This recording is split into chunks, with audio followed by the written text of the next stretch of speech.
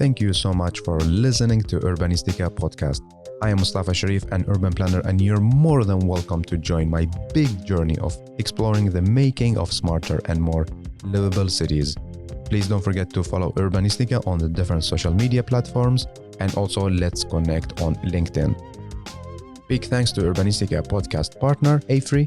AFRY is an international engineering and design company providing sustainable solutions in the fields of energy, industry, and infrastructure. Are you ready for a new episode? Let's go for it.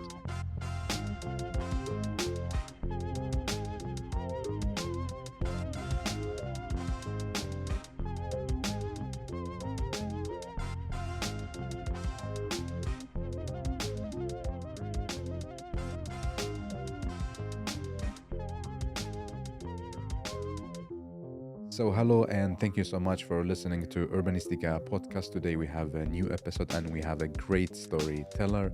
I have the pleasure to welcome you, Nate, to Urbanistica Podcast. Hello and welcome. Hi there. Great to be here. How are you doing? I'm good. Yeah, it's been a nice start to the new year, and we actually have some nice weather today, so I'm in a good mood. Yeah, happy to see you. Last time we met in Pontevedra, right? That's right. Yeah, that was an amazing conference and just a great opportunity to kind of reconnect with the whole placemaking movement. Yeah. So how is the weather now? Like it's sunny or? Yeah, it's great right now. We've had kind of a weird winter, it's like a little disturbing, but we haven't had like as much snow or cold. Yeah. It's been kind of rainy and gray. So yeah, now it feels like spring is already starting. So go figure. I'm a bit jealous now because like out here in Sweden it's dark and rainy. So Right. by the way, in which state are you now? So I live in New Jersey, Yeah. right on the New Jersey-Pennsylvania border on the Delaware River in a small town called Lambertville. Yeah. So it's quite tiny, but it's, perfect model of like a very walkable small town. We live close to the downtown. There's lots of things within walking distance in terms of like food or drink or, daily necessities too, like a pharmacy and groceries. So it's great. Amazing. Also, congratulations for being like 1 year executive director. How does it feel? Thank you. Yeah, thank you. Yeah, it's been steep learning curve, but it's been great as well. I mean, I think we have such a good team, and I'm lucky to be doing this with co-executive director Kelly Verrill, who's been with the organization even longer than I have and brings so much experience to the table too. That's awesome. So let's start with you. You are our storyteller. How would you like to introduce yourself to our listeners? Sure. So yeah, my name's Nate Storring.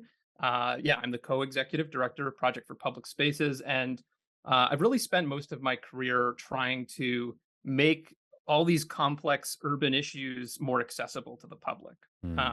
Because there are so many complications when we think about our planning systems, the way development gets done, public space, all of these things that have a huge impact on our lives. But the vast majority of people don't really understand the mechanics of how it works, feel like they don't have any power in the situation. And so I started my career really trying to make some of those things a little bit more transparent through exhibitions and events. And then when I moved to New York, I got a job at Project for Public Spaces, doing communications at first, communications and research. And so this has been an amazing place to kind of continue doing that work in a completely different way. And in a lot of ways, a lot more hands-on, because we're really actually doing projects out in public space. Yeah.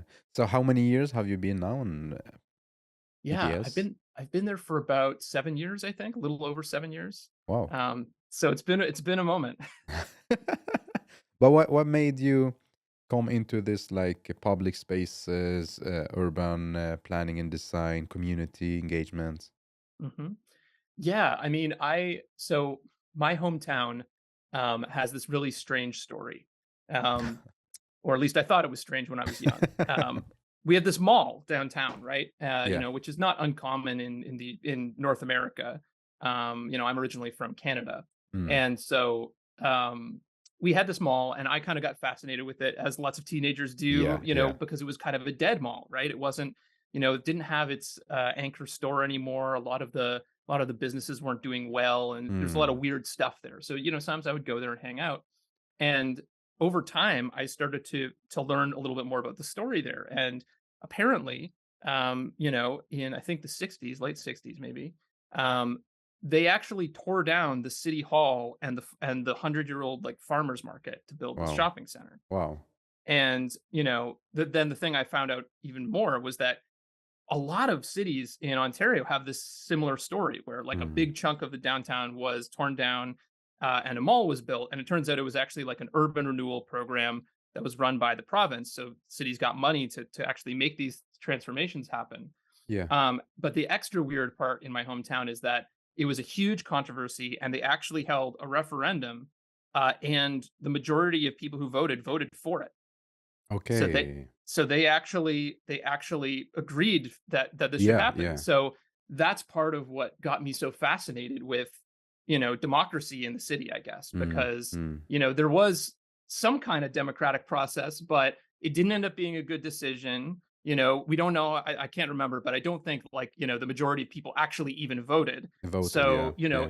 it's kind of like they're using democracy maybe to just kind of push something through. So that was kind of what got me really fascinated with Mm. cities and revitalization, Yeah. Yeah. and then also like what happens when it goes wrong and how do we kind of live with the results of bad decisions, because we have a lot of those in our cities. Yeah. Yeah. Interesting and sad story also. Yeah.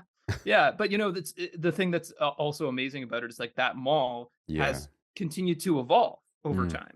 Mm. Mm. It's kind of like a scar that's sort of healing, because it's, now there are a lot more civic uses there. There's like the farmers market was actually in the parking garage of this mall for years, right? Yeah. There's a community college there. Mm. The local newspaper for a long time had their offices there. And so it just kind of changed into just part of the city. It healed because Yeah. cities are Yeah. kind of like nature in some ways. They have an amazing capacity for Mm. doing Mm. that. Interesting. So can you give us some like highlights about your work with PPS, or like from the last year? What did you achieve? Yeah, absolutely. So last year, we do a variety of different activities. So like I said, we do on the ground projects in public spaces. We also provide training. We do conferences, and then we produce a lot of materials on our website that are sort of resources for people doing work in public space. So last year, we helped transform 20 public spaces all around North America. Wow. We trained 400 people, over 400 people actually, from 30 countries around the world, both in our placemaking training, and then we also have a training that's focused on public markets Mm. specifically, Mm. since there's lots of like technical details in running a market. And then yeah, we published 15 articles. Especially we did a whole series about markets last year that was really focused on sort of the principles of like how you make a city have a Mm. really thriving market system, not just a One. one-off sort Yeah. of market. And through that, we reached about 600,000 people through our website last year. So, Wow. um, yeah, it's been quite a year, and Yeah. Yeah. we're really excited for what's coming this year. Good job. So is the focus a lot on US, or no? You also have a project or people from other countries. Mhm. Yeah, so typically for our projects, we tend to be mostly focused on North America, and Mm. that's partly just logistical. It's Yeah. easier when you're in the same time zone. But True. also from the placemaking standpoint, you want to make sure that you are culturally sort of attuned Also. to what's Yeah. going on when Mm. you're working with communities. So if we have a great partner in another country, then that can sometimes work out really, really well. Mm. But we do try to make sure we're very conscious of what kinds of projects we take on in terms of that. Yeah. But then in terms of our trainings and events, we tend to embrace people from all around the world, and really try to put together programs that can speak to different contexts. Yeah. That's amazing. No, really good job, and shout out to the entire team. You're really doing a great job. I follow you on LinkedIn, and every time Oh, I see a nice. post, that's it's really good content. Thank you. Appreciate Yeah. that. Yeah, like I And said, we have an amazing team. Yeah, yeah. that has a whole wide variety of backgrounds. I sometimes joke we're kind of an island of misfit toys. People, because we have designers, we have planners, we have people with like more of a Yeah. sociological background. Mm. I don't have a planning background myself, Mm. right? Mm. So But we all kind of felt a little bit out of place in our field, and kind of And found then yeah, PPS as this place where we really found other people that shared our values. I also like this is I believe this is what we need when we develop cities, like people from different perspective Hmm. instead of like just traffic planners or architects or urban planners. Like with all respect to all professions, but we need this the multidisciplinary. Totally agree. Yeah, exactly. Whenever we you know use our placemaking process in a project, that's a huge emphasis, Mm, is mm. making sure that we have a wide variety of perspectives at the table, and especially the folks who might have an effect on the project, Yeah. but aren't like the core people. Like traffic engineers are a perfect example for like a park. Mm. It's like, Like yeah, of course you what? think of the parks department, but it's like, yeah, there were streets on all Yeah, sides of exact. it. So how are Mm. people going to cross the street, and is it safe, Yeah, and is it comfortable? So you really want to make sure you have all those perspectives represented. true. Do you have like people related to tech? Because what I see, like at least in Sweden, a lot of like urban tech people working with the tech and urban development. Do you have it Mhm. also?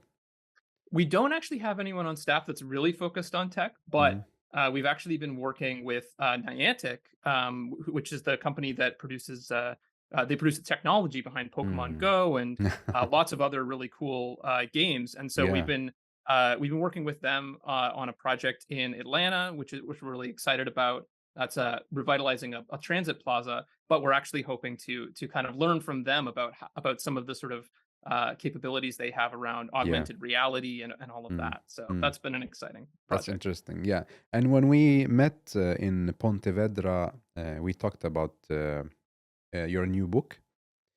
Yeah. And I love that we hear more about it now, and like with the title Hyperlocal Place Governance.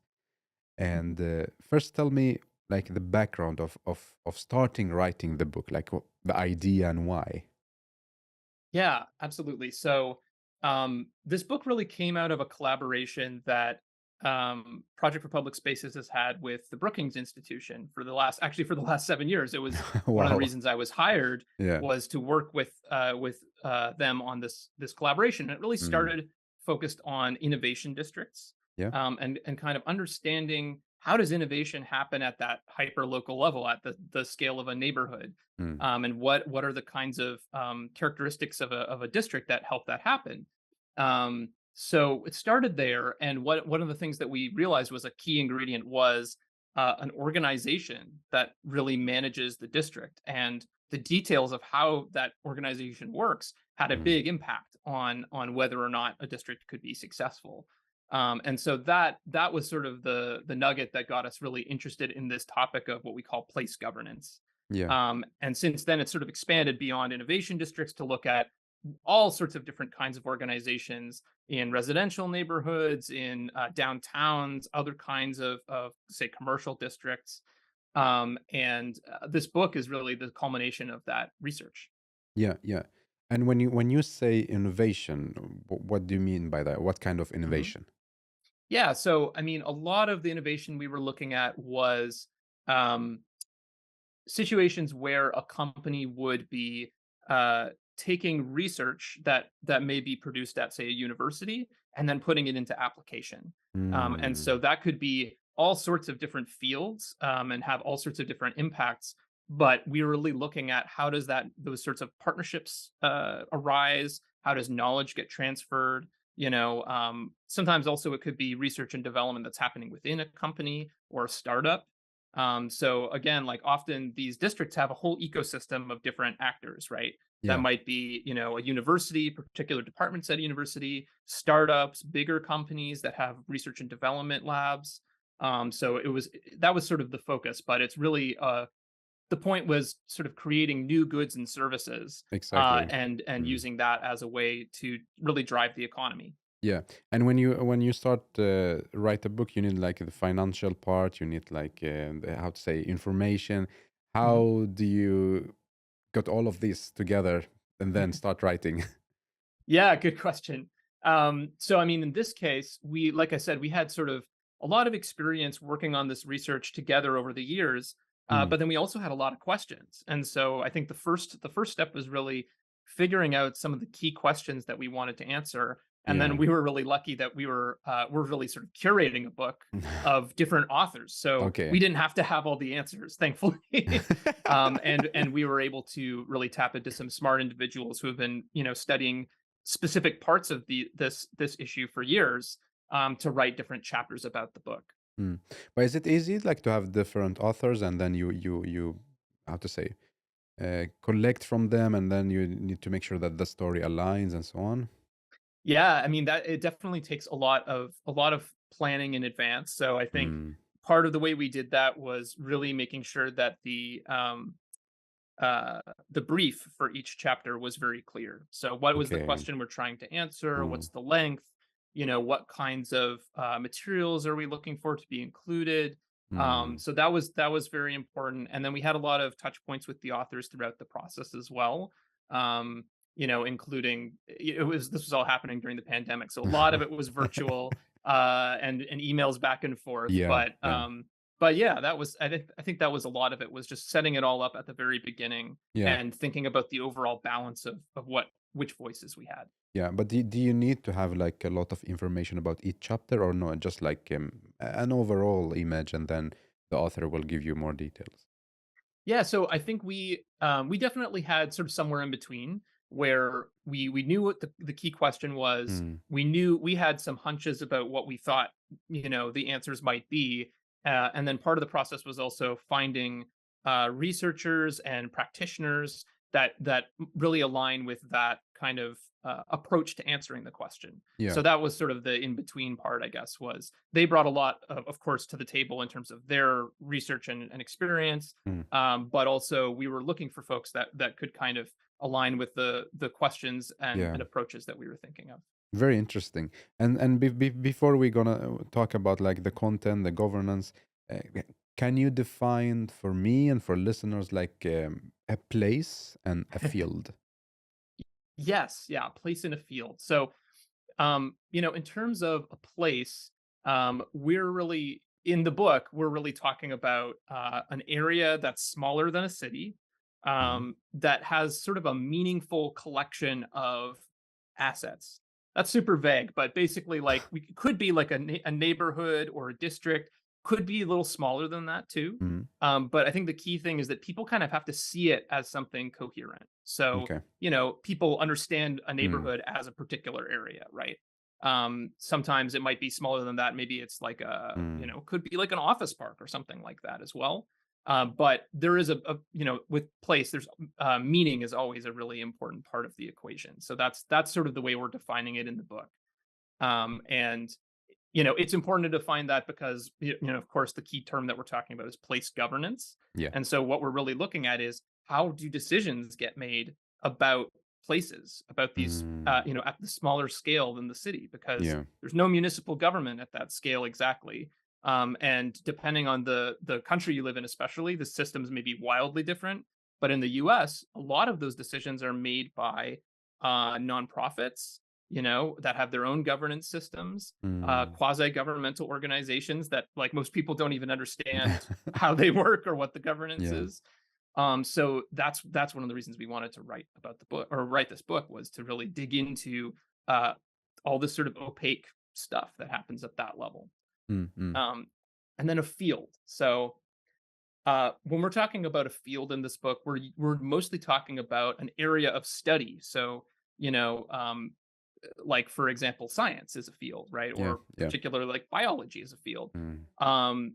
And I think the important thing that we're trying to do here is try to say, like, a lot of these organizations have been studied in isolation. So, like, there are people who research or are practitioners in the business improvement district world, Mm. right? And it's very well developed, and there's lots written about that. But what we're trying to do is say, actually, like, business improvement districts, community development corporations, parks Mm. conservancies, neighborhood associations, all of these different types of organizations, you can actually look at them all together Okay. as sort of a field of study. Mm. And they all have something to do with place governance, right? That's a main part of their um, the way they work as organizations, is that they're helping to make decisions and care for places at the scale below the city. Yeah. So and what is place governance? Yeah, so I think probably the easiest way to define it is just it's the way that decisions get made about places at the lower level than the city. Mm, Um, and the way that works is complicated in that, for a nonprofit, for example, they typically have a board. yeah. Um, and so the board makes a lot of decisions, but the staff actually, speaking as someone who works in a Also, yeah. nonprofit, the staff makes a lot of decisions too, right? And so a lot of the decisions that get made are actually kind of informal. They don't go through some kind of like very formal democratic process where we have these people represented and Mm, these people who don't. A lot of decisions get made just for practical reasons. And yeah. so trying to understand how those decisions get made is a good way to investigate like whether a neighborhood or a district or a public space is serving the general public or not, or is Mm, it serving a particular part of the general public or not. mm, And trying to investigate some of the inequalities that might happen, but also the ways that these organizations can combat inequality too. mm. So like these, like the different, let's say, actors build a kind of ecosystem, right? Yeah, exactly. Mm. Um, so And we use that language a lot through the book, and part of the point there is just that these organizations don't really operate in isolation. They connect with each other, okay. and that could mean being like having just a partnership with another organization. The jurisdictions that they're responsible for often overlap. So, like in Mm, one neighborhood, you might have three organizations that are all working at the neighborhood scale and mm, responsible for different things. yeah. They also interact with government and with citizens. And so all of that, when you start to imagine what that looks like, you can imagine it as these nodes with all of these lines connected to, Mm, and you start to really see that it is this ecosystem of different actors that all have an influence on places. mm. But do they, like you mentioned now, like they have contact with each other and so on. But do Mhm. they work only with the same kind of organization as they are, or they expand their collaboration with different organizations, like commercial, let's say, and others? Yeah, that's a great question. So often, I would say that probably more often than not, they're different types of organizations that they're collaborating with directly, often to complement whatever they're able to do. Yeah. So, again, like if you think about a business improvement district or a neighborhood association, they have very specific responsibilities that they're allowed to do and able to do. Mm, And different public agencies, like say the Parks Department or the Department of Transportation or whoever, they're working mm. in concert with them to say make a street, improve a street. And they may work very well together, or they may not work very well together, but they're sort of complementing each other in terms of their responsibilities. Mm, I think one of the other things that often happens with these organizations is that you'll start, and this happens all the time in public space, you'll notice a problem, and then you start tugging on the thread, and you realize that it's connected to all of these other things and all of these other people, and often you then say, oh wait, well we don't have the knowledge or the ability to yeah. address that problem, Mm, and so then you have to find a partner. mm, And so that's, I think, a lot of how these sorts of collaborations happen yeah. as well. But like in the US, like if from this study and writing the book, do you see like there is a specific top three organization that have the power in the decision or owning or deciding? Hmm. That's a tough question. I think it depends on how you look at it. So, you know, um, one of the one of the sort of largest types of organizations is these private neighborhood associations, Mm. associations, and I Yeah. think there's tens of thousands of them in the United States, a huge number, Wow. Yeah. and they're Yeah. growing every day. And so, from that standpoint, they may be, if you're looking at the United States as a whole, they may be probably the most powerful type of organization like this. Mm. But they're like they're responsible for a very specific Yeah. area, Geographical area. Yeah. right? And they typically are residential areas that are all homeowners and are that people opt into. So Mm. from that standpoint, they're kind of isolated, but there's a lot of them, and they also have a lot of power within that jurisdiction. Yeah. Um, probably one of the next biggest in terms of just numbers is business improvement districts. Mm, And they're interesting because they vary a lot from city to city, from state to state. mm, But they can have a fair amount of power, but they often don't have a lot of power. It depends on how big they are and what the rules are locally and all of that. true. But they're often responsible for very centrally located important nodes in the city, whether it's the Mm, downtown or another commercial area that might be sort of the social center and the place where you get groceries and the place where you work and all of that. mm, So they often have some influence over a very important part of the city. mm, mm. So that's that. But then of course, government has a huge role as well, and public agencies play an important role Mm, as well in place governance, yeah, and they ultimately have probably the most power of anyone. yeah, yeah. But who benefits from like place governance? Especially, I'm thinking about like this. What's in it for the city? Yeah, good question. So I think with the city, probably a lot of the history of place governance, when you look at it in the United States, a lot of scholars have focused on the sort of the 50s to the 80s, let's say, Mm, where cities were really struggling financially because you had white flight of people, homeowners who had choice, who were white, fleeing to the suburbs and leaving other folks downtown. And yeah. what happened there is the tax base in those central areas disappeared, right? It lowered significantly, and cities were strapped for cash and looking for ways to reduce their costs. Mm, And so part of what happened there was the federal government started providing funding for specific kinds of programs.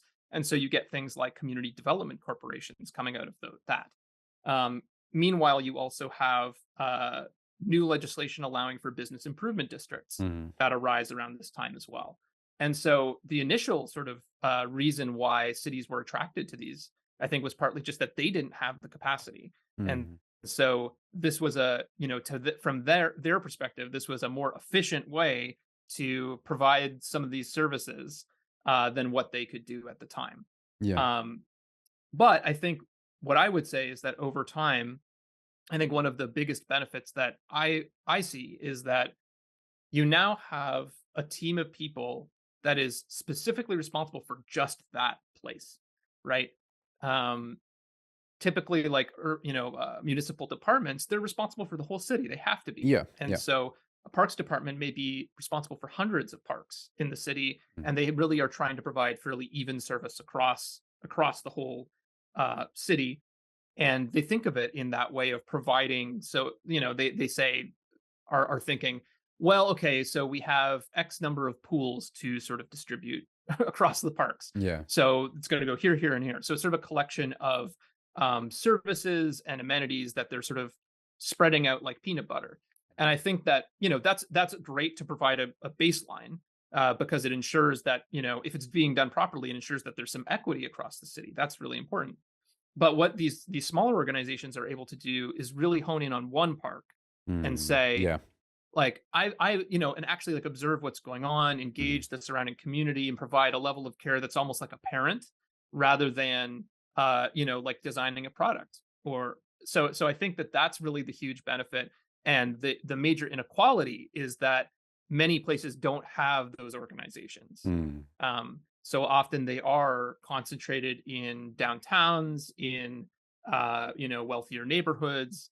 And so that's one of the big questions: is how do you actually spread it out a little bit more? But I think that's one of the major benefits, is the potential to have mm, this really focused attention on one place and engaging a whole community in the process of yeah. improving it.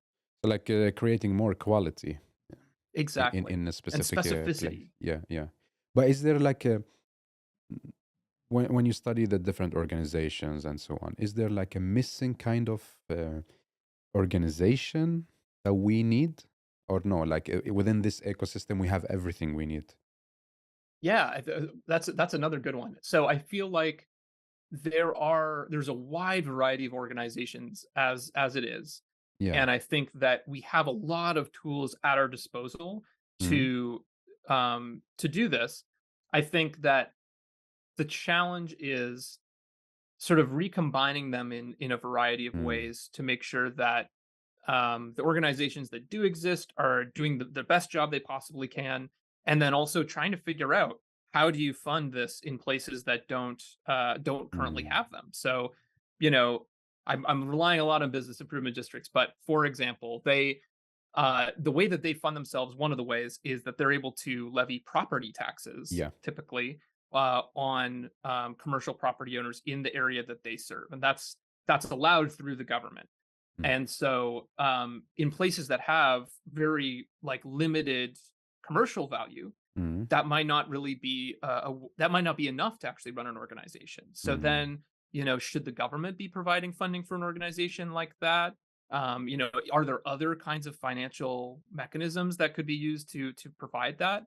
I Mm. think that those questions are really the ones that's the biggest gap. I think is that we need more innovation around trying to make this accessible to more people. Yeah, but I think in the US you're like how to say smart in creating this different kind of collaboration models. I mean, compare now to Sweden. Like we always look at the US and see what you're doing and so on. Like three different or four different organization create a model to take care of an area. Mhm. So there is always a potential to form a kind of financial model, right? Yeah, I think so. I think what I would say is the grass is always greener, because a lot of folks in the US also look at European models and say, why couldn't government be doing more of this? And say, Mm. Yeah, I yeah. believe, when we did our conference in Amsterdam, I Mm. believe one of the things I was learning is that they kind of have district managers within government. Yeah. And so, like, having just different models like that, I think could be interesting as well. But I think a lot of this is probably going to start with government True. taking the initiative Yeah. to really understand the whole landscape. This is a big Mm. argument in the book, is just getting a grasp on all of the different organizations that are doing this. What are the gaps, and what role could they play in changing policy, providing funding, or bringing people to the table, Yeah. um, to really improve the situation. Yeah. Usually in the podcast, when we talk about like a challenge or a problem or an idea, I ask who is responsible to make this happen. Yeah. So you started now like talking about it's the city, right? The government. Yeah, I think so. I think, at the end of the day, it's going to be this whole ecosystem, again, Yes. going back to that idea of actors. But I think that it has to start with government, because they really have the power to change the whole ecosystem. They're the forester, right? Yeah. They have that they can kind of create the environment that the ecosystem grows in. And Mm. so if it's growing really well over here but not over there, they are the ones that have the power to try to change that, Yeah. I think. It's I think also like because it's we elected, how to say, we voted, Hmm. and it's like they are part of this democratic process. Like you start your story about like this democratical process and so on. So I believe also like they are the voice of people, and they Yes. should really take the lead in fixing or in helping fixing a problem, for instance. Right. Yeah, I exactly. I agree. And I think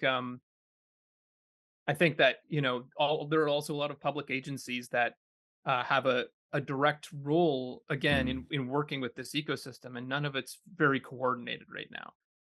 One of the big news stories in New York these days is that we just got a new director of the public realm. For the very first time, there's going to be a Wow. director of the public realm, and a lot of excitement here for that. Yeah, yeah. But one of the big things that they're going to be trying to do is just, again, take stock of the whole ecosystem and Mm. try to figure out, like, how is it that these organizations currently are working with government? Mm. How do you make it more efficient, more Mm. effective, Mm. all of that? So, there's the elected officials, and then there's like the civil servants. All are going to play a really important role, I think, in making this even better. True. And like this ecosystem, are there like clear channels or platforms so they can so it's they are like how to say the organization or component within this ecosystem are connected, or no? There is like not really a formal way or formal channels. Right. That's one of the biggest challenges, I think, is that it is very ad hoc right now. Is that, Mm. some of the really outstanding examples are all about these connections, but they're not. But they're usually the exception and not the rule. Mm. So, even just bringing together all of the organizations of one kind, and the government agencies Yeah. that work with them, is a huge challenge, and we're not doing it very well right now. So I think Mm. finding ways to make those convenings happen, and like you said, clarify the channels that those communications can happen, that's going to be a huge challenge moving forward. What are like let's say if you can point like three keys to make this happen, like to make this ecosystem like really work together. Yeah, well, I think that definitely one of the first steps is just um, mapping out the ecosystem. Mhm. You Mm. know, as from what we could tell, Yeah. pretty much no city and no state has an up-to-date map of Mm. these organizations, what areas they're responsible for.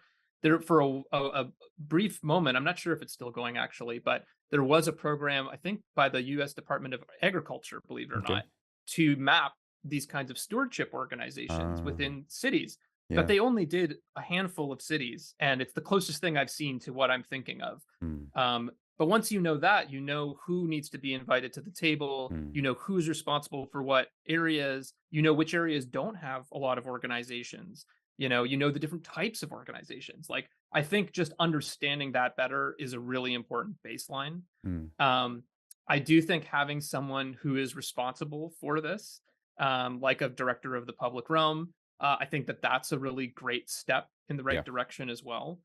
Um, and then I think, once you sort of have a good stock of what's going on, another really important lever for change is looking at enabling legislation, which Okay. is, this is where we get into the real opaque stuff in city government and state government too in the US. Yeah. But, for example, like some of these organizations are allowed to exist and work the way they work because at some point state government wrote a piece of legislation that Mm. says, now we can have business improvement districts. Here's how they operate. Mm. Here's how their boards work. Here's how they're allowed to fund themselves, all those kinds of things. And so, like that, if you want to enact some change, changing that legislation is probably one of the most powerful ways to affect the entire ecosystem at Mm. once. Now, Mm. of course, you have to be very careful because you can disrupt a whole ecosystem at once too. But Yeah. I think creating a process where feedback is able to be given by Mm. Mm. all of the actors involved, and then thoughtfully making changes as you go along to that legislation could be a very powerful way to have a big impact to Yeah. both make these organizations more effective and able to Mm. do their Mm. work more easily, and also to make them more accountable in some cases too. Yeah. But like within this ecosystem, Hmm.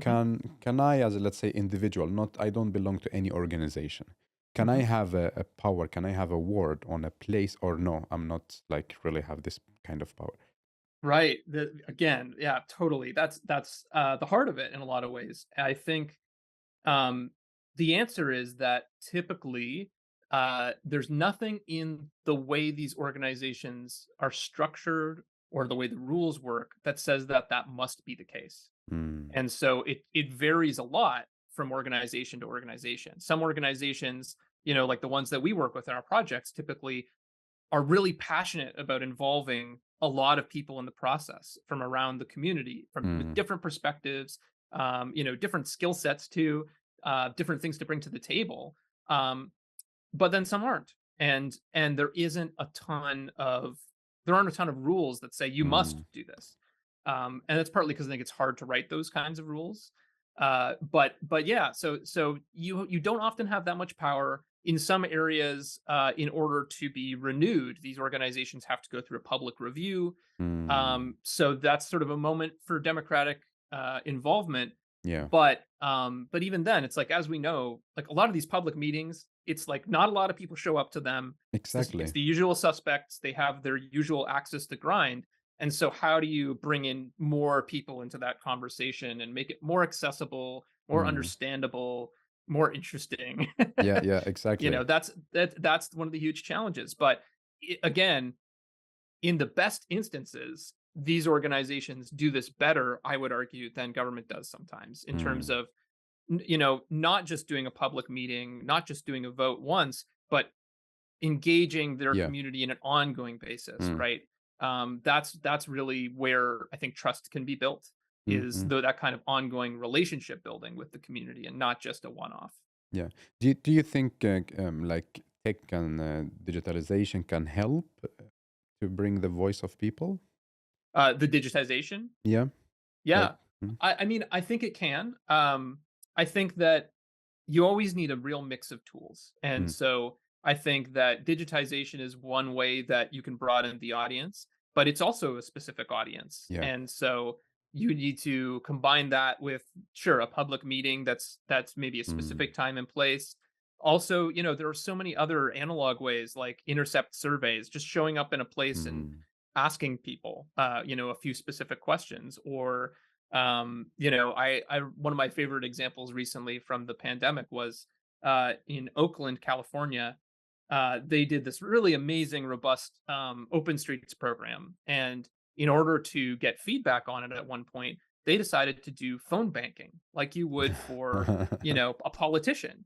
And so they literally just got their staff together and called okay. random people out of the phone book in Oakland and said, "What do you think about this?" And Wow. it's like, that's like, I feel like that's the type of stuff where then you're really actually getting to people who aren't even interested in this Exactly. and saying, like, what do you think about this? Because I think a lot of the controversies that arise Mm, in our cities right now around development, yeah. housing, all these kinds of things, it's because it's the same people that are part of the conversation again and again and Exactly. Yeah. again. Yeah. And most people actually probably don't have super strong feelings about it, but if you're able to collect that data, you could say, well, actually, Mm, like 75% of people are fine with this yeah. Yeah. or Yeah. Yeah. whatever, right?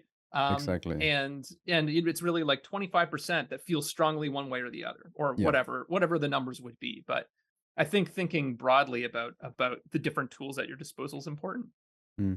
If from your work with the PPS, what do you see like in, let's say, in general? Because like in Sweden, during the pandemic, we were digital, like all the Hmm. surveys and community engagement activities and so on. But then directly after COVID, we kind of stopped using the digital tools and we are like back to the physical one. But now Hmm. it's like a lot of, like there's a new AI tool here and there. So what do you see? Like, are there like a lot of digital tools being used, more digital, or no, like more physical? Hmm. I think in terms of engagement, we've definitely also swung back towards more physical. Um, we've always had a digital component, especially in terms of, we like to create like a project website if Mm, the our partners are game with that, and have online surveys, so you can always mm, go to the site and see the latest information, participate in a survey, all of that kind of stuff, and making that really transparent and accessible. But we're back to traveling to sites, having in-person meetings, conversations with stakeholders, and interviews with stakeholders. I think part of that is that we really feel that an important outcome of placemaking is strengthening the relationships and the mm, trust, mm, right? mm. And I think that work happens in person. So as much as, yeah, you could get all the same information virtually, but being in the room with them and building that Yeah. relationship, and like, do you get lunch after? Do you walk down the Mm, street yeah. after or before? Whatever. All of that sort of stuff. You can't um, You you can, can't really replicate that. yeah. And so I think that that's a really important part of it as well.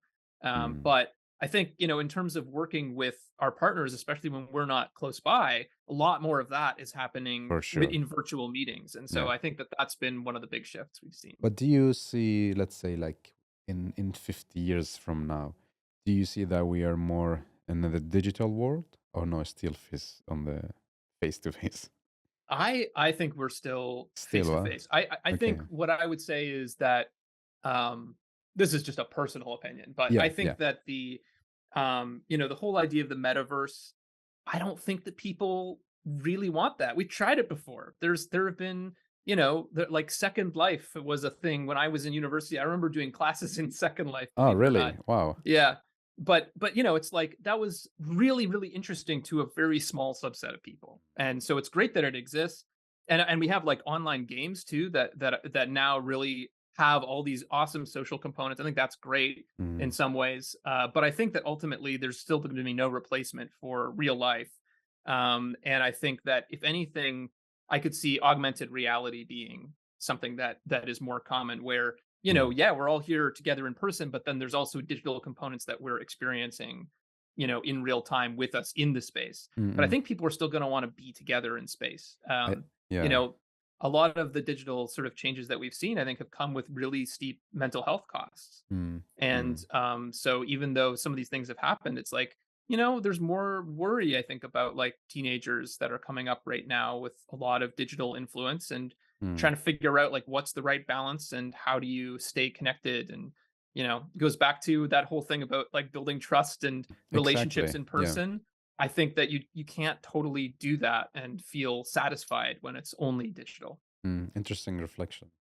And like back to the book, you have like a specific chapter about like supporting the ex- like people experiencing homelessness. I mean, within this huge ecosystem and a big organization and so on, then you have like this very soft and beautiful chapter. Mm. So what kind of message you want to deliver by having this chapter? Yeah. I mean, with that chapter, we were really we wanted to dig into a very specific issue. It's like what I was saying about tugging on a thread, right? Yeah. This is a challenge that in the United States, especially, a lot of places are dealing with, right? Yeah. And there's sort of two ends to it. One is the sort of big picture, which is that people don't have housing, right? Or don't have access to housing in one way or another. It may be purely financial. It may be also because of mental health or addiction challenges. There's lots of elements to that big picture. And then from the standpoint of these place governance organizations, often there are people experiencing homelessness on the street, in the park, that are in the spaces that they're responsible for, and they may not have the expertise in house to address that in a way that's compassionate and effective. And so they're looking for partners. And sometimes that leads to, working with the police. And depending on what the police's sort of response is locally, it may be just displacing those people or arresting them. Some places have different programs with the police. And in other places, which is where we were really focused, is where a place governance organization is collaborating with a social service provider and trying to really understand how their programs work and how they can support that broader picture of solving the homelessness crisis, right? So, for example, in Atlanta, we worked with Central Atlanta Progress on a project where we were improving a downtown park, and there were a lot of people experiencing homelessness there. And so they started by collaborating with another organization called Hope Atlanta that specializes in social services. And they, in Atlanta, they have a whole what they call a continuum of care, which is basically Okay. saying trying to track how a person experiences the whole spectrum of social services from, first from prevention to, contacting a social worker to being in a shelter to finding housing and then being sort of out of the system. And so it's fairly developed there. So what we were able to do was we started getting a social worker that could actually work in the park. Basically, that was all she did. Yeah. And she got to know all of the folks who were there on a very personal level every day, showing up, talking to them. Yeah. And when they were ready, she would try to offer a connection to a program or to shelter. And through that, she was able to actually, make a lot of connections every day, but then also place people into permanent housing. I believe it was hundreds of people actually Wow. into permanent housing. Yeah. And then many more into programs and all of this. And so, again, that goes back to this point about she was able to show up again and again Building relations. and actually build those relationships, that trusting relationship in person with people. Yeah. And we also actually created a space that was designed with the folks who were already there in mind. So we created a game cart and seating in the area where those folks were already kind of congregating. And that was a place where they were welcome. They were sort of part of the life of the space. Yeah. And there was design with dignity there. And so that was also part of the idea, was to also just destigmatize this idea that we should be afraid of people in public space, right? Yeah. And just say, well, they're using the public space too. And so how do we create a space where that feels like there's no conflict there? Yeah. So that was a big part of that project as well. But to come back to this idea of place governance, the key point is this is one specific issue, and when you Mm, start tugging on it, you start to see where the connections are and true. how you need to think about multiple scales. You need to think Yeah. about Yeah. all of the people that you need to connect with in order to make something happen, because a lot Mm, of these challenges are tricky, yeah. and have big implications for equity. Mm. No, I find it very interesting that like you highlighted this challenge, and it's very important that we don't really read a lot about it. So Mm. I see this like it's when I was reading the different chapters, then I saw this, I was like, well, this is amazing. So really good job that you have this as a focus as well. Thank you. Yeah, I appreciate that. Mm. Do you believe that there is like, let's say after collecting all the text and putting together a book, do you see that there is one solution or model that fits all, or no, there should be specific solution model programming to different areas, challenge and so on? Mhm. Yeah, I mean, I think definitely in the US context, I think that we need a lot of different types of tools. Mm. And that is partly just because we already have a lot of different types of tools. And so it would be really hard to kind of rein it all in and say, now you're all going to do this. And, Mm, your jurisdictions don't overlap anymore. You're responsible for this area. You're responsible for mm, that area.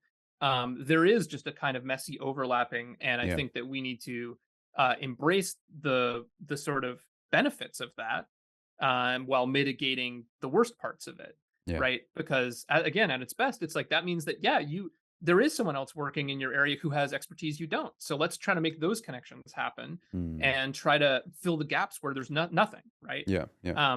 I think around the world, though, again, the structures are so different, and I'm not an expert in that. But I think where government is more involved in these kinds of tasks, Mm, then the answer might be different. yeah. And maybe you do have almost like little mini municipal governments at the district level that are Yeah, providing a wide variety of services. yeah. That could happen too.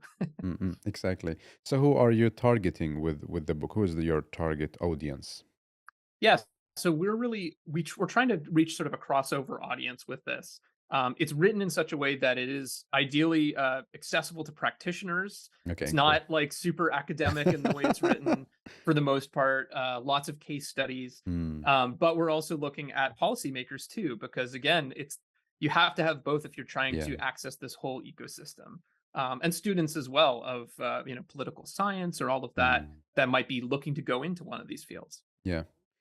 So like what is your dream with this book? If you like if you dream now and you have this Mhm. book, what is your dream? What my dream for this would be, I think really what we've written is kind of a baseline. It's a Mm, way of taking stock of where we're at. mm, And so what I would love to see is I would love to see people take it and run with it, right? And write another book that is, talking about innovations in this field more, because we have some great examples of innovations, but like really focusing in on what are the best practices and mm, that kind of stuff, or taking some of those initial suggestions that I had about like collecting data and all of that and running with that and showing that, yes, a city can do this. Like I would just love to see more people kind of take this information and do what they will with it and move forward with it. mm. Interesting. You send me later also the link for the book so people can order it and so on. Mhm. Tell me like more about how many pages, are there like images, like more describe the book.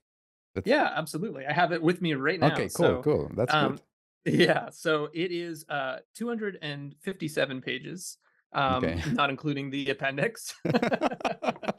But yeah, it's mostly text, but we do have some diagrams throughout Mm, and mm. sort of some typographical things to make it a little bit more easy to digest. Yeah, yeah. It comes in paperback, it comes in ebook as Cool, well. cool. You can probably the easiest way to get a hold of it is to go to brookings.edu Mm, slash book slash hyperlocal. That's that from there you can find all the different other ways that you can get at it. I know within the US, you can get it at Barnes and Noble, you can get it via Amazon. But on that site, you can also find who publishes it and distributes it around the world as well. yeah. So I That's know for your great. audience that may be an important factor. Yeah, exactly.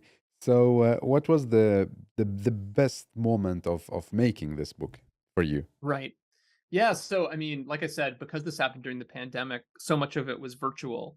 And a lot of it was really happening via email and reviewing documents and all that kind of stuff. So, um, at one point, though, once we had all the chapters, we decided to do a symposium with all of the chapter authors Okay. where they could sort of present their chapter, Mm, get feedback from the other authors. We had outside reviewers as well, cool. both other researchers but also practitioners. Mm. um, and and from there, that was just like a really wonderful opportunity to be like, oh my god, this book is real. And like these people that have been producing this awesome work, I actually got to meet them and talk to Yeah, them, yeah, and it yeah. just felt like suddenly we were part of this community, which Mm, mm, was really fulfilling. So yeah. that was probably my highlight of the process of actually just putting the book together. Yeah, that's amazing. And what was like the most, let's say, I don't know if I should say annoying or tough moment? Yeah, I mean, I think part of the challenge for us was just that um, there wasn't a lot written that we could find about this very broad topic. Mm, There's lots written about little nooks and crannies of it, but it felt like we were kind of stepping out into a big mm. void and just trying to feel our way out. And so Yeah. I think there probably are like oversights. There are probably things that like other people might I mean, I was saying I'd love for people to react to this and do things. There may also be people who might want to have a rebuttal to this and say, actually, you got it totally wrong. But I Mm. hope we started a conversation. Yeah. So that was probably the hardest part, is just feeling like we might be stepping out on a limb a little bit. Yeah. So, as you know, like people working with city development, they always have ideas and want to create something and put it on paper. What Mhm. are your like, let's say, three advices of how we start writing a book or writing something? Like, what should we really think about and keep in mind? Ooh, that's a good one. Okay, three advice for writing a book. Um, I think with nonfiction, there's a remarkable amount of nonfiction books that probably should have just been an essay. Like a really great article. Okay. And so I think that I would say start by writing something shorter. And Okay. often like you'll read a nonfiction book and that first chapter is really that essay, and then the Yeah. rest of the book is just a bunch of examples. Mm. And so sometimes that's great and you need those other examples, and sometimes it feels like I got the gist of it in that first chapter. So I definitely think there's nothing wrong with thinking small, because Mm. sometimes those ideas Yeah. travel way further than a book can. So that would be my first thought. um, I would say, related to that, feeling out the chapters is important as well. Of like, Mm. for us, it was really these key questions that we wanted to answer. And for you, it might be specific examples or case studies, or it might be something else entirely. Maybe it is more of a narrative. There are some of the great nonfiction books are also personal stories, right? Or a story of someone like sort of unraveling a mystery or things like Mm. that. So I think figuring out the structure of the book is great. And if you can't think of one, maybe it should be an article. Right. And then I think also just surrounding yourself with great people as well, that Mm. people that can help you think through things, talk Yeah. through things, who can review, who can help you answer those questions, or maybe write some of those articles or chapters rather in the book. Like, Yeah. I think that that's also really important. So Yeah. that's not a comprehensive guide to writing a But book, but those are some of the key things for yeah, me. yeah, learning key learnings from you. So because also when I do a podcast, sometimes people tell me like, "Who am I?" So that people can listen to my ideas, Mhm. or maybe my idea is so stupid. What is your reflection about this?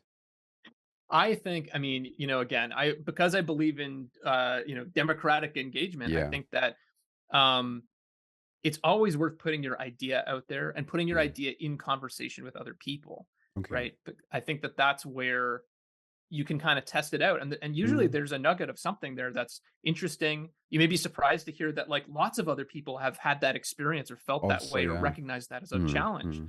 Mm. Or you might get people who say, yeah, I don't think that's quite right, but then at least right, and you can move on, Yeah. or you can adjust it, or all of that. But I think that's the key is put it out there, but be willing to put it into conversation with people too.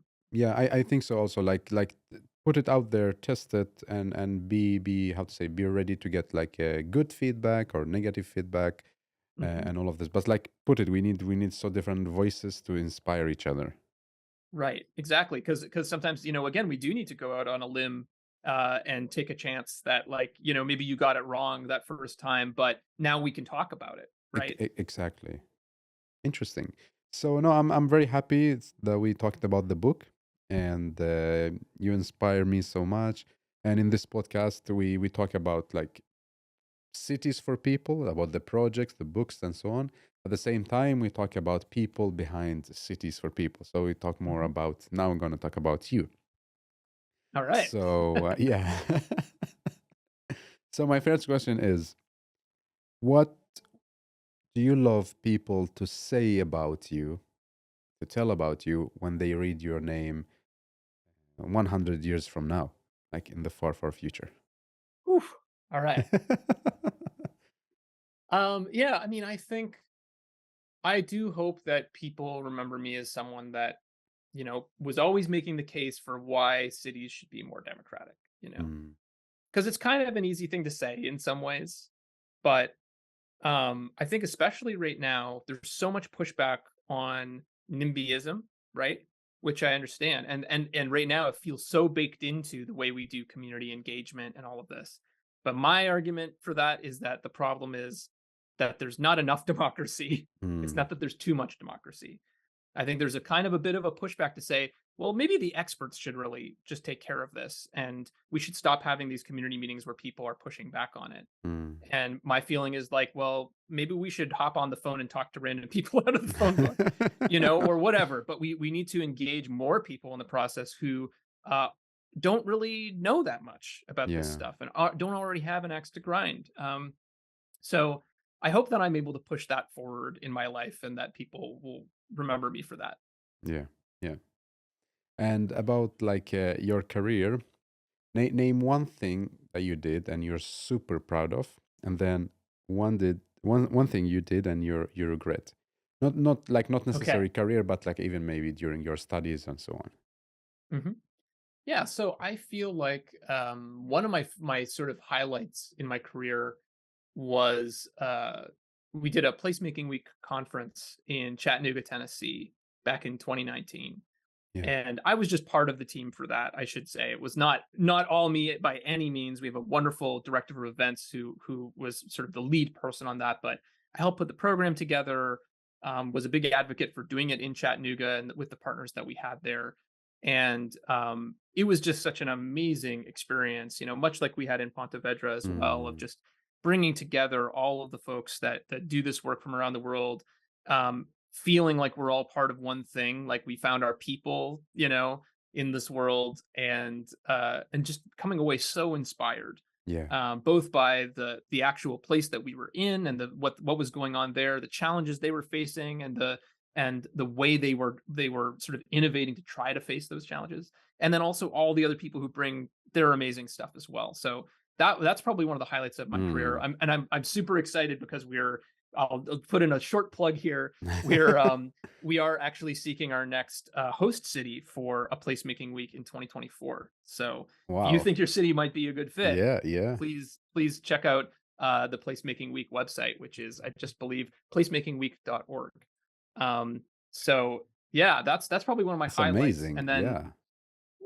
something I sort of regret or Yeah. feel, Yeah. that was challenging. I mean, I feel like early on in my career, I was super ambitious and didn't always have the sort of project management skills to back it up. And I feel like I learned a lot in the first few years of just being out of school about just how to get things done and Mm, follow through on all of your ambitions, and also like know when something is too much to bite off at the beginning. So I have lots of like, projects that were sort of not at the high level that I wanted them to be, mm. or that didn't even come to fruition, stuff like that I wish I kind of had a better handle on how to get it done or whether it should happen at all, Yeah. to really to really, follow through and all of that. But now I feel like I've got a good handle on Yeah, yeah, yeah, yeah. If you take us back in time, like to your childhood and so on, it. how were you as a kid? Like how do you grow up? How was the place you grew up in? Yeah. So I grew up in Kitchener, Ontario, in a pretty suburban neighborhood. It was surprisingly walkable, but because it was an old suburb. Um, and I was not very good at school.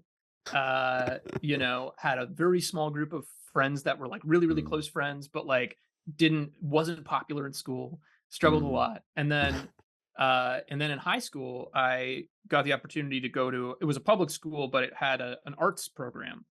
And Okay. that probably changed my life just in terms Mm, of finding people that I really got along with, finding classes that I could do really well in. yeah. And that kind of set me on a better path in terms of doing well in school and having like a good group of friends and all of that. And yeah, I ended up going to art school and all of that. So that was probably that's the short version. And what do you do now for hobbies? So I have like a lot of weird sort of geeky hobbies, but I actually have a sort of very small podcast You have that, no. yeah, which is focused on the movies that are parodied on The Simpsons, believe it or not. So it's a What? total sidebar from what I do in I my thought you're day gonna job. say like public spaces or something like No, no, that. I do like to have like a good work-life balance. And so, when I'm at work, I am working my butt off, Yeah. and I am super passionate about what I do, but I also like to have things that are very separate and like completely different. So yeah, I do this podcast with a friend that I've known since high school. And we used to love The Simpsons back then, Yeah, and yeah, now yeah, we also love movies. So yeah. we kind of are using it as a way to discover new stuff to watch and have those conversations Yeah. we've always had. What's the name of the podcast? It's called the Springfield Googleplex, which is the name of the movie theater in The Simpsons. How many episodes? So far, it's very short. We've only done one season last fall, so we have I think 7 seasons, or sorry, eight episodes I think out. Okay, cool, And we're working cool. on a second season that's going to be That's all good. focused on musicals. Okay. Because it's a big part of the DNA of The Yeah, Simpsons. that's true.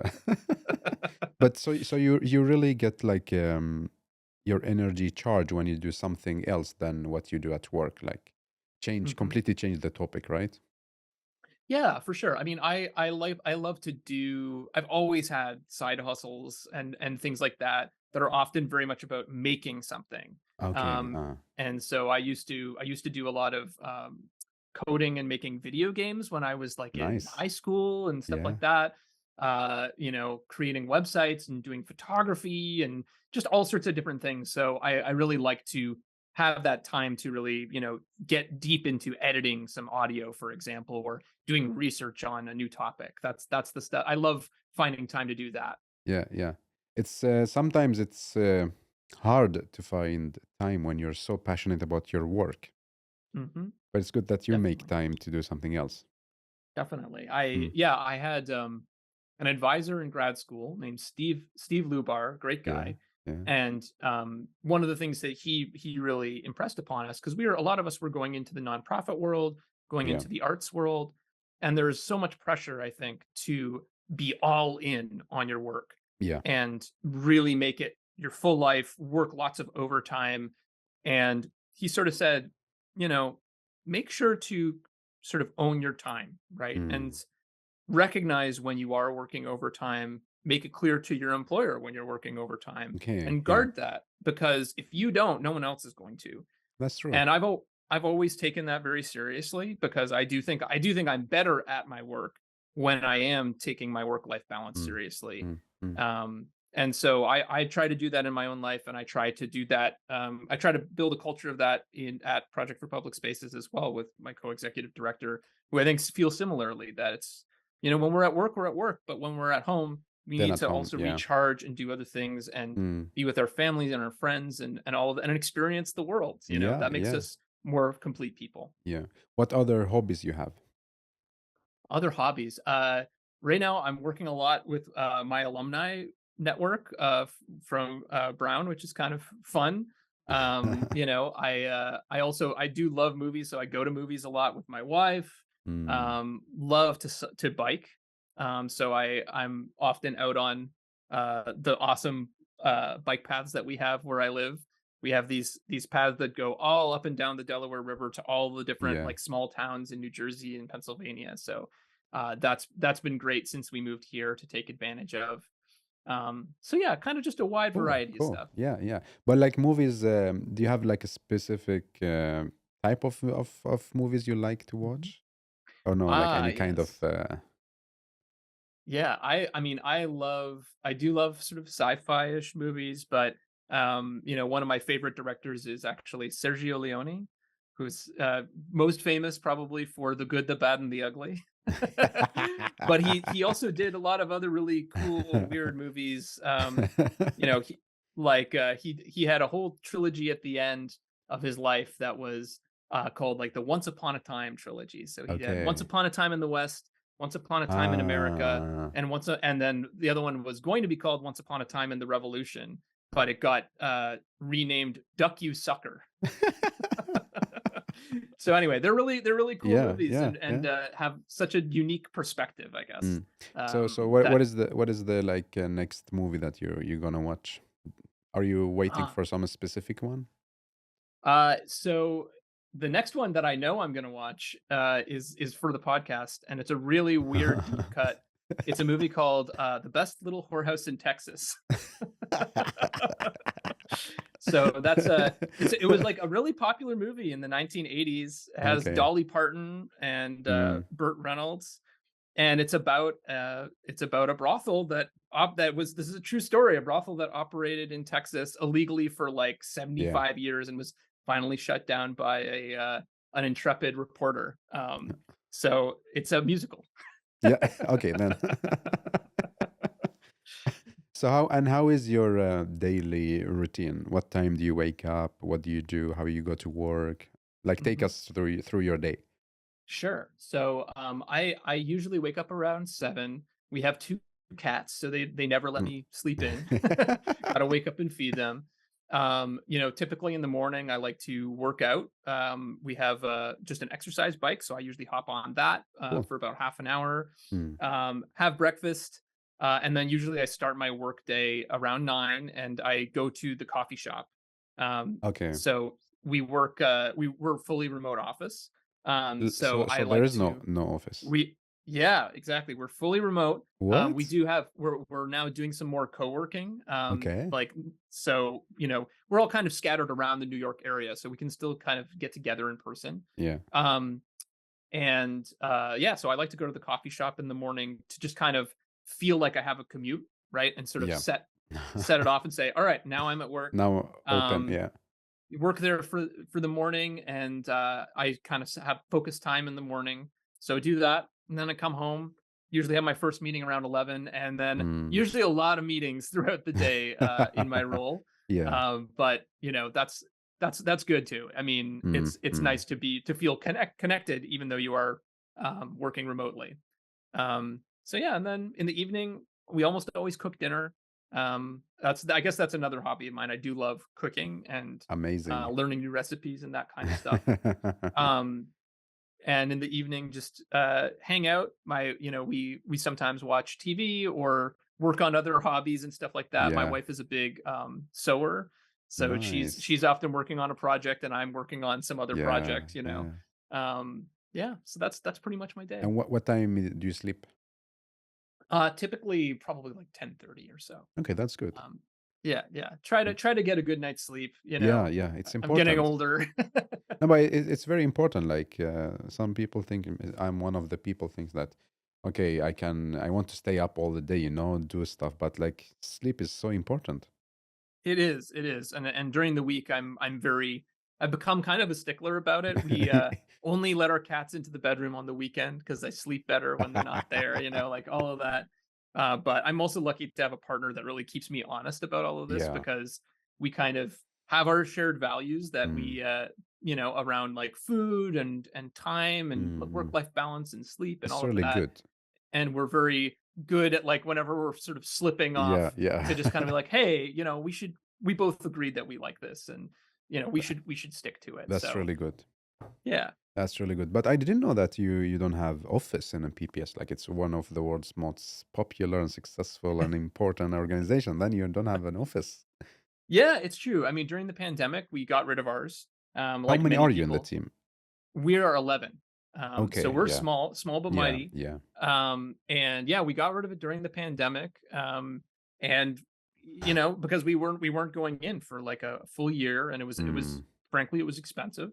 And so now I think we all recognize that we would like to be together more in person, and have more time collaborating in person, yeah. but that there's sort of a balance to be struck. Okay. A lot of workplaces you're hearing, they're like, all right, you have to come in on Wednesdays, Yeah, and exactly. it can feel kind of Mm, arbitrary, right? mm, And I think a lot of employees are annoyed about that. So our approach has been that the heads of our departments have access to co-working space, yeah. and they have credits that they can invite their team to come and meet. Mm, And if you come to a meeting, then you can stay all day at the co-working space, yeah. basically. And so we're sort of testing that out and seeing how that works. But it means Mm, that teams can really decide when they want to be together in person and really make the most of that time. And we'll also build in probably some moments for all of us to come together as a team for yeah. staff meetings and social events and that kind of stuff. But Mm, we want people to feel like it's not a chore to be together in person, but really value that time that we have yeah, together. exactly. But maybe some might argue that this gonna affect the team building, like the total team feeling. Hmm. Yeah, I mean, I think we're lucky that we have a lot of folks who have been there for a long time, and so Mm, we're in some ways, I think we are able to take advantage of those long yeah, relationships that we did have in person. yeah, But when we have brought on new staff, one of the things that we do is we do make sure to meet together in yeah. person, and make sure that we spend some of that time together, and also have some of those social events Mm. and days where we actually, I think maybe the last one we did was we went to a new public space in New York City together and actually did our evaluation of the space together as a Ah, team, just to kind of nice. Yeah. feel connected Yeah, to yeah, the mission, and just have some fun together. So yeah. we're trying to build in those moments too. That's amazing. So tell me, like now it's 1 year of you being a co-executive director. Mhm. What challenges you faced, and then tell me what are your goals for this year. We start with Sure. challenges. Yeah. So I mean, I think in terms of challenges, I think that, to be honest, like the pandemic was tough for Mm. for us as an organization, and I think a lot of sort of these public projects that we're often involved in, they were on pause and all of that. So we're kind of we spent a lot of time like really refining what we're Mm. doing and honing in on what is the core of our mission, what's the core of our programs. Yeah, So we're like we're now we have our direction, and we're really trying to just execute on that. yeah. So like last year, for example, was the first time that we did both of our key trainings online, fully Mm. online. Wow. Um, and so that was a really big lift, and we had to adapt a lot of stuff to that new format. But the Mm. result was amazing. I mean, those in-person trainings we did were great, but we were only able to reach, say, like 30 people. Yeah. And through the virtual training, we were able to reach 175 people per Wow. training, That's good. um, you know, and Mm. from around the world, right, at a lower cost. So Yeah. I think that we're starting to find some like new ways of working Yeah. that are really exciting. But yeah, it's been challenging to just try to find this new path that's going to work for us, Mm. and make sure that we're following through on all of it, right? Yeah, yeah. And on a personal level for you, what Mhm. are your challenges?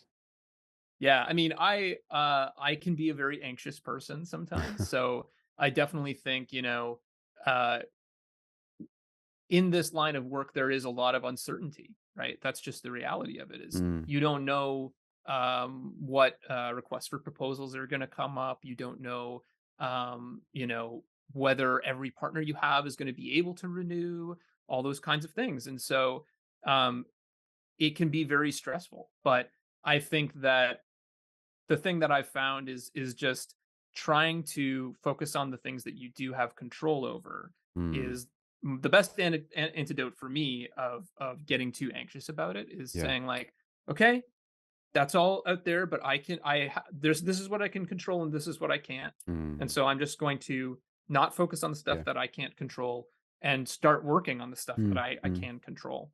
Mm. So that's probably the hardest part for me, is just Yeah. keeping my anxiety level in check. And what are your goals for the 2023? Yeah, so for 2023, we have a fantastic conference coming up in June. It's the 11th International Public Markets Conference in Mm. Toronto. Mm. So really excited about that, and we're going to be putting a lot of energy into that at the first half of the year, obviously. So making that a success is a big goal. Um, I'm also personally very excited about finding our next host for Yeah. the Placemaking Placemaking. Week Yeah. conference, and starting to work on that. Nice. And then, largely, I think one of the big goals is just we're constantly looking for new partners Mm. to help us fund improvements to public spaces. So Yeah. we partner with foundations, we partner with corporations to provide grants as well as Mm. technical assistance to Mm. improve public spaces. And so we have lots of great partners that we're working with right now, but we're always on the hunt for new Yeah. folks that are like-minded to work with. So that's a big focus too. Amazing, amazing. So I wish you all the good luck in your work. And as I mentioned, I'm following you, so I always like happy to see like the latest updates. So shout out to the entire team as well. Good, really good job. Thanks so much. Yeah, and thanks for having me on the show. This was a great conversation. Yeah, and now we are in the last chapter, and there are Mhm. three questions. So the first one is that you give a message to yourself. All right, message to myself. Yeah, I think kind of going back to that feeling about anxiety and all that. I'll give myself a message that we have in one of our sort of key articles about placemaking, which is you can't do it alone. Mm. And it's really easy to put all of the sort of stress of the world on yourself. Mhm. And it's important to remind yourself that you do have like an awesome team of people, both the people that you work with, but also the people in your life that that can take some of that weight off and are in it with you. So I think I'll say that. And I think it's good advice for everyone to just remember that you have lots of people around you, and you can lean on them when you need to. Yeah. And three takeaway messages to our listeners. Sure. Okay. So I would say, yeah, if we want to create a stronger public realm, which is of course the mission for Project for Public Spaces, we really do need to start thinking about that whole ecosystem of actors that care for it. I think care is one of those parts of placemaking that sometimes can get overlooked, because I think a lot of us get into it for the transformation part, where it's like, oh, this place was really not well used and kind of sad looking and all of that, and now we're going to transform it, and that's really exciting. But then what happens after that?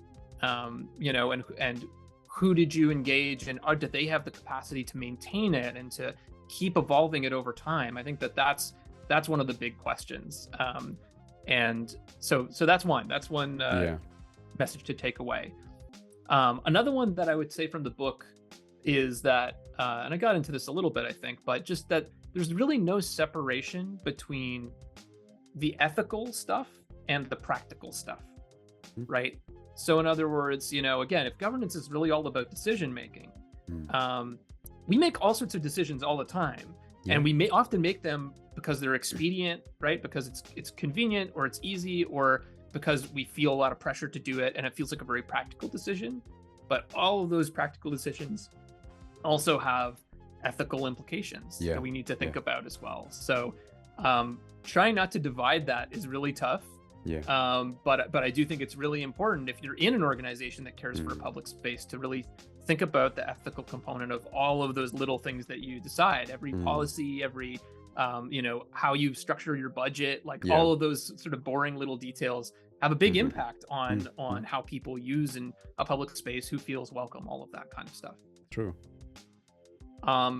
And then the last one I would say is, please check out Hyperlocal. Yeah. I think that, if you're working in this field, whether you're a designer or you're a planner or you work for an organization that cares for public space or you're a policymaker, I think you will find a lot in this book that will be useful, just to kind of better understand how these systems work, and a little bit of the history and a little bit of the hope for the future too, right? Like, what are the possibilities for this ecosystem to keep evolving? Yeah.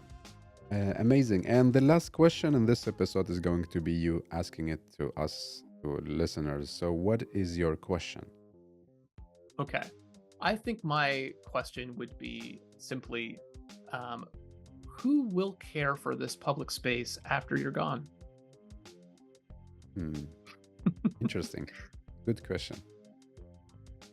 So thank you so much, and hopefully we keep in touch, and we will record and hear more stories from you in the future. All right. Sounds good. Yeah. Thanks again for having me. This was really, really fun. Thank you.